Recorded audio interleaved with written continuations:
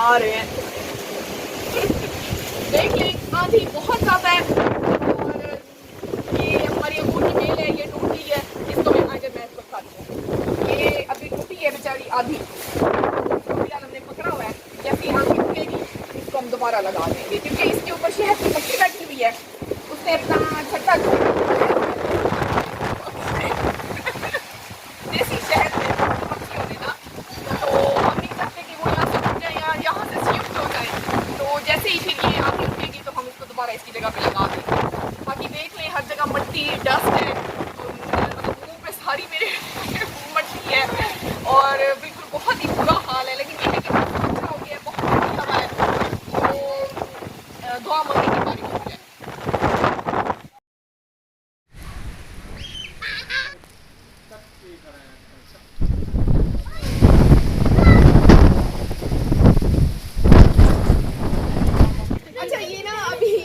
बारिश स्टार्ट हो गई है तो मैंने सोचा मैं जो अपना तंदूर है ना उसको कवर करके रख लूँ, क्योंकि अगर इसमें पानी चला गया तो फिर रोटी छोटी नहीं बनेगी। ये जो बड़े वाला तवा है इसको उल्टा करके रख दे, इसमें अब पानी नहीं जाएगा। और ये इस साइड से भी इसको बंद करना है। ये हल्की हल्की बारिश स्टार्ट हो गई है।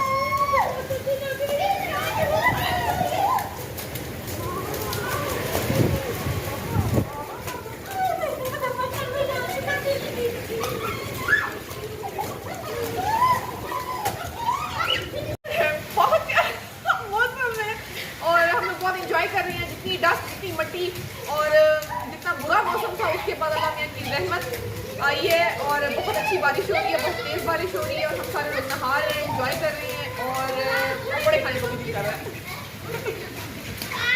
और आज मैंने बनाया है सूखा साग और गोश्त, वो भी कमाल का बना हुआ है, तंदूर में बनाया था। उसकी रेसिपी भी मैं आप लोगों के साथ जरूर शेयर करूँगी।